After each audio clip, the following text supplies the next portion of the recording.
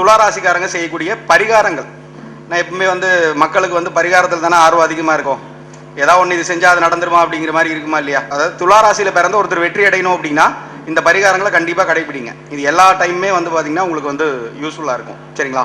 ஒரு 10 பரிகாரம் இருக்கும், நோட் பண்ணிக்கோங்க. கொஞ்சம் ஃபாஸ்ட்டாக நோட் பண்ணிக்கோங்க.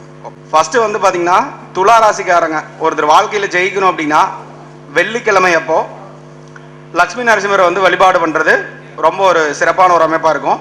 ஏதாவது ஒரு தீர்க்க முடியாத ஒரு பிரச்சனையாக இருக்குது, ஏதாவது ஒரு எப்படி சொல்கிறது, மனசங்கடங்கள், ஒரு நெருடல்கள் அந்த மாதிரிலாம் வருமா இல்லையா? அந்த மாதிரி வரும்போது விநாயகர் இருக்கார் இல்லையா, விநாயகர் வந்து அதாவது வழிபாடு குறைவாக இருக்கக்கூடிய விநாயகர் கோயிலை வந்து தேர்ந்தெடுத்துக்கணும். வழிபாடு வந்து பார்த்திங்கன்னா கம்மியாக இருக்கணும். அது வந்து இப்போ ஒரு சில கோயிலில் அவுட்டராக இருக்கும். இப்போ ஏதோ ஒரு மரத்தடியில் இருக்கும், அனாமத்தாக இருக்கும், உங்கள் பூஜைலாம் வந்து பெருசாக நடக்காது, அந்த மாதிரி இருக்கும் இல்லையா?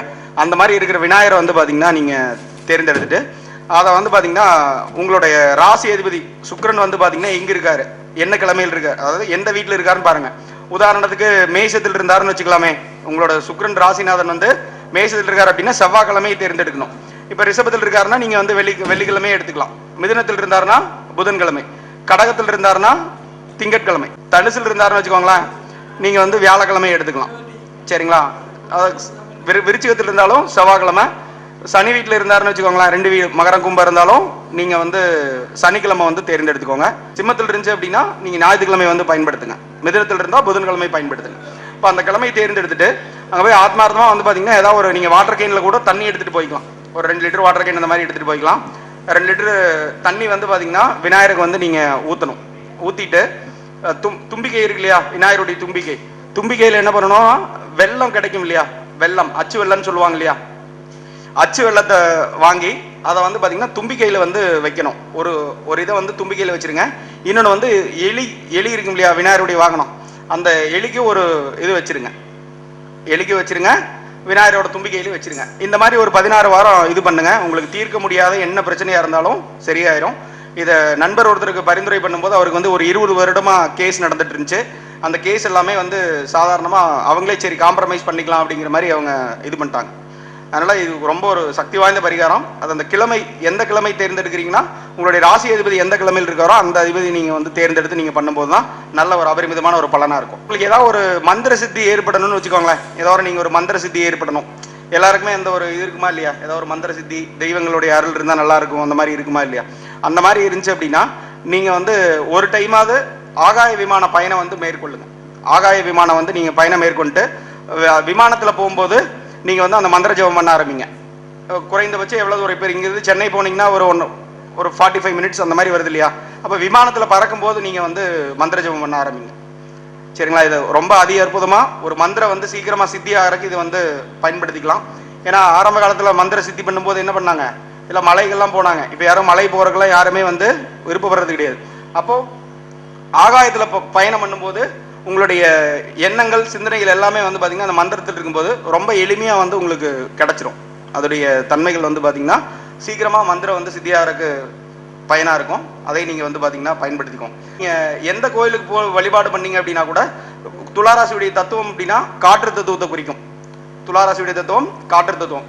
அதனால் நீங்கள் அந்த தூபம் போடுறதுக்கு என்னென்ன பொருள் வாங்கி கொடுக்கணுமோ அதை நீங்கள் வந்து கோயிலுக்கு வந்து வாங்கி கொடுக்கலாம். எந்த கோயிலுக்கு நீங்கள் வழிபாடு பண்ணிங்கனாலும் நீங்கள் தூபம் போடுறதுக்கு வந்து அந்த ஊதுபத்தியாக இருக்கலாம், அல்லது அந்த அந்த சின்ன கம்ப்யூட்டர் சாம்பிராணியாக இருக்கலாம். அந்த மாதிரி இருக்கக்கூடிய அமைப்பை வந்து நீங்கள் வந்து பயன்படுத்திக்கலாம். இது வந்து ஒரு நல்ல ஒரு அபரிமிதமான ஒரு பரிகாரமாக இருக்கும். இது நடைமுறையில் இதெல்லாம் வந்து வெற்றி அடையக்கூடிய ஒரு பரிகாரம். அதான் நான் வந்து உங்கள்கிட்ட பதிவு பண்ணுறேன். ரொம்ப பிரச்சனையாக இருந்துச்சு அப்படின்னா விடிவெள்ளி வந்து சுக்கிரனுடைய ஆதிபத்தியத்தை குறிக்குது.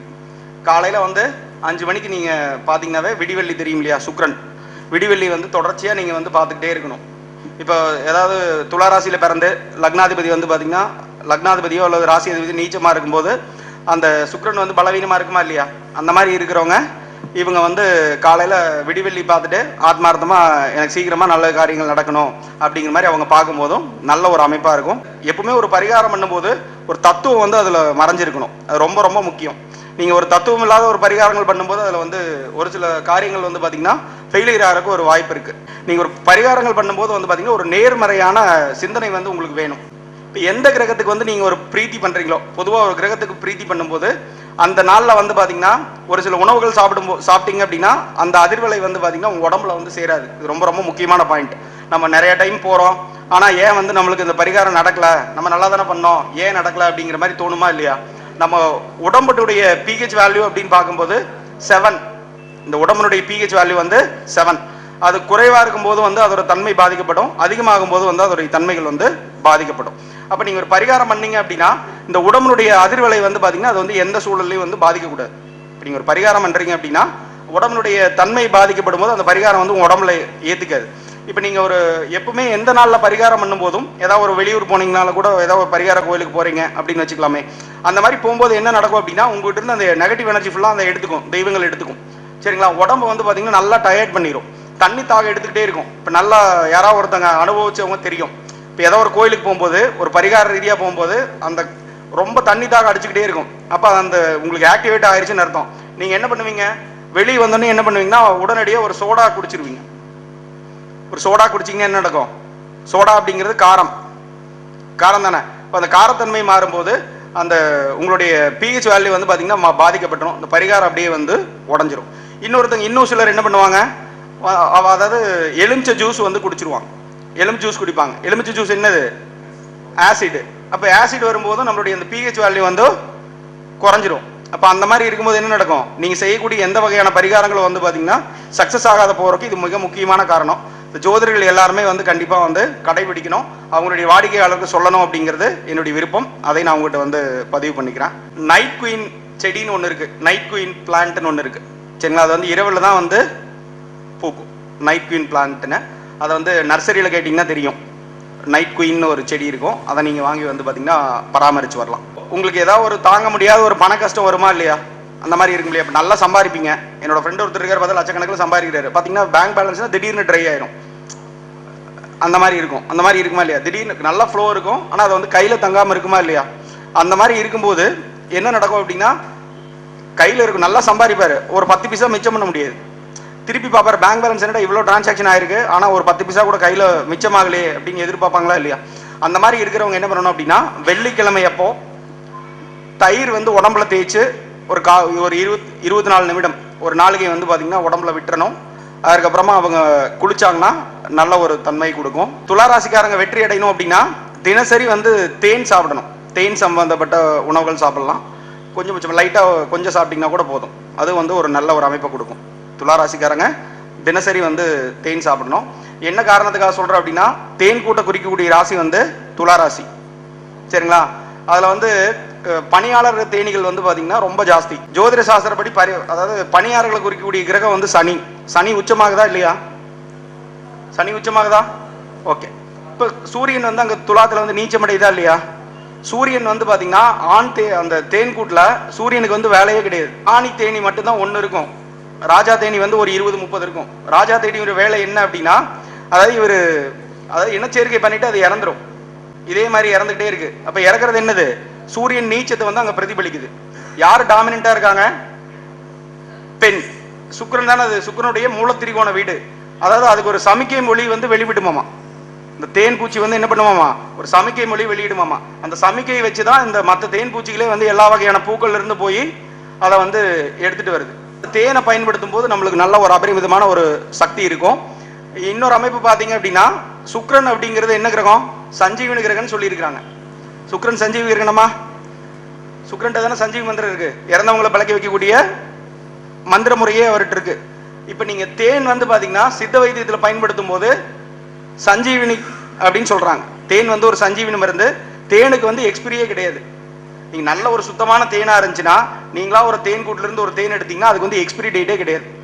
எத்தனை வருடம் வேணாலும் நீங்க கைப்படாம இருந்துச்சுன்னா தேன் வந்து கெட்டு போகவே போகாது. அப்ப இந்த மாதிரி ஒரு தத்துவத்துல தேன் வச்சிருக்கிறனால நீங்க தேன் வந்து கண்டிப்பா சாப்பிடலாம். துளாராசி வந்து காற்று ராசியை குறிக்குது. காற்றுல பறக்கக்கூடிய பறவை புறா. புறா எடுத்துக்கலாம், அல்லது பறவை எந்த பறவை கூட இருக்கலாம்.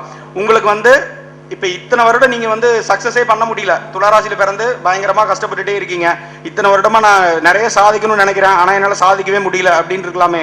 அந்த மாதிரி இருக்கும்போது உங்களுக்கு எத்தனை வருடம் வந்து கடந்திருக்கோ, இப்போ உங்களுக்கு வந்து இப்போ ஒரு 40 வயசு கடந்திருக்குன்னு வச்சுக்கலாமே, 40 வகையான பறவைகள், 40 பறவை வாங்கணும். சிட்டுக்குருவியா இருக்கலாம் அல்லது வேற எது வேணாலும் இருக்கலாம். அந்த மாதிரி பறவை வாங்கி ஏதாவது ஒரு இடத்துல வெளியே வந்து பறவை எங்கே கிடைக்கும், பறவை இதில் தானே கிடைக்கும். அந்த மாதிரி இருக்கும்போது நீங்கள் வந்து அதை வந்து உங்களோட உடம்புல டச் பண்ணிவிட்டு அதை வந்து பார்த்தீங்கன்னா ரிலீஸ் பண்ணிடணும்.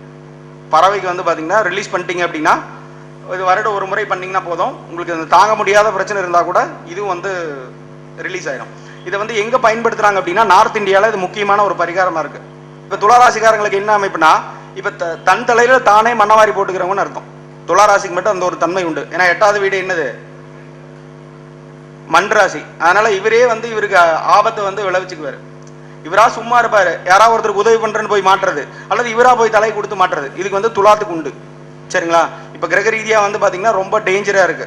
அப்ப அந்த மாதிரி இருக்கும்போது என்ன பண்ணலாம் அப்படின்னா, இப்ப தலைக்கு வர்ற ஆபத்தை தலைப்பாகையோட போகணுமா இல்லையா, அந்த மாதிரி பண்றதுக்கு என்ன பண்ணலாம் அப்படின்னா, நீங்க வந்து ஒரு 108 1 ரூபா காயின் வந்து தேர்ந்தெடுத்துக்கோங்க. 108 1 ரூபா காயின், 1 ரூபா காயின் எடுத்துட்டு இது எங்க பண்ணணும் அப்படின்னா ஆற்றங்கரையில தான் நீங்க வந்து பண்ணணும். ஆற்றங்கரையில பண்ணணும். ஆற்றங்கரையில எடுத்துட்டு போயிட்டு, அதாவது உங்க சுக்கிரன் வந்து எந்த வீட்டில் இருக்கோ அந்த அதிபதியோட கிழமையில, இப்ப சுக்கிரன் மேசத்தில் இருந்துச்சுன்னா செவ்வாய்க்கிழமை நீங்க போய் பயன்படுத்தணும். இதை போய் என்ன பண்ணணும் அப்படின்னா, உங்களுக்கு வந்து 108 காயினை வந்து ஒவ்வொரு காயினா தலையில சுத்தி ஆத்துல வந்து போட்டணும். ஒரு சிலருக்கு வந்து பாத்தீங்கன்னா வெளியில கொடுத்த கடன்லாம் கூட வசூலாக ஆரம்பிக்குது. அதனால இந்த பரிகாரத்தை நீங்க வந்து பண்ணிக்கலாம். ஓகே. அதுக்கப்புறம் இந்த தொழில வந்து ஒருத்தர் வெற்றி அடையணும். துளாராசியில பிறந்தா அவருக்கு நல்ல பிசினஸ் மைண்டா இருப்பாரு. எப்பவுமே தொழில், அதாவது பிசினஸ் மைண்ட் உள்ள ராசி வந்து பாத்தீங்கன்னா மிதுனமும் துலாம் தான். அதுல துலா வந்து கணக்கே பார்க்காது. சரிங்களா? துலா வந்து ஒரு எப்படி சொல்றது, அது இந்த படத்துல கூட ஒரு டைலாக் வரும், அதாவது ஃப்ரெண்டு விஷயத்துல காசை பார்க்க மாட்டேன், ஆனா காசு விஷயத்துல ஃப்ரெண்டையே பார்க்க மாட்டேன். அந்த மாதிரி ஒரு ராசி வந்து துலாம். சரிங்களா? அந்த அமைப்பு இருக்கிறனால இவர் என்ன பண்ணுவார் அப்படின்னா, இவரு அப்படி இந்த மாதிரி கணக்கு வழக்கில் இருந்தும் அவரால் சக்சஸ் பண்ண முடியலன்னு வச்சுக்கலாமே. அந்த மாதிரி இருந்துச்சுன்னா என்ன பண்ணலாம்னா, இந்த நீர்வீழ்ச்சி மாதிரி இருக்கு இல்லையா, நீர்வீழ்ச்சி வந்து ஃபவுண்டைன்னு பேரு, வாட்டர் ஃபவுண்டைன் ஒரு இது இருக்கும் இல்லையா, தண்ணி வந்து நீர்வீழ்ச்சி விழுகும் இல்லையா, அந்த மாதிரி இருக்கிற ஒரு ஃபவுண்டைனை வந்து திங்கக்கிழமை வாங்கி வைக்கணும். திங்கக்கிழமையில வந்து ஒரு ஃபவுண்டைன் வாங்கி வைங்க. வாங்கி வச்சிங்க அப்படின்னாவே அது டெய்லி வந்து அது இது பண்ணுங்க, டெய்லி பார்த்துட்டே வாங்க. அதுல இருந்து சில அதிர்வலை வந்து கொடுக்கும். தண்ணி ஓடுற சவுண்டு கேட்டுக்கிட்டே இருக்கும். இப்போ நீங்க ஆஃபீஸ் வச்சிருக்கீங்க அப்படின்னா ஆஃபீஸ்ல வைங்க, அல்லது வீட்டில் வச்சிருக்கீங்கன்னா வீட்டில் நீங்க வைக்கலாம். உங்களுக்கு எது கன்வீனியன்ட்டா இருக்கோ நீங்க அங்கே வைங்க. அது வந்து அந்த சவுண்டு கேட்டுக்கிட்டே இருந்துச்சு அப்படின்னா, ஏன்னா 10ஆம் இடம் அப்படிங்கிறது வந்து பாத்தீங்கன்னா தண்ணி ராசி குறிக்குது. தண்ணி குறிக்குது இல்லையா, வாட்டர் கண்ணீர், அதாவது கடகராசி அப்படிங்கிறது தண்ணியோட தன்மை குறிக்குது இல்லையா. அதனால அந்த சவுண்டு நீங்க கேட்டுக்கிட்டே இருந்தீங்க அப்படின்னாவே உங்க வாழ்க்கையில அந்த 10ஆம் இடம் ஒருத்தர் வெற்றி அடையணும் அப்படின்னா 10ஆம் பாவம் தான் வெற்றி ஸ்தானம்னு பேரு. அதனால அதை நீங்க ஆக்டிவேட் பண்றதுனால இந்த சரம் அப்படிங்கிறது, துளாராசி வந்து சரராசி.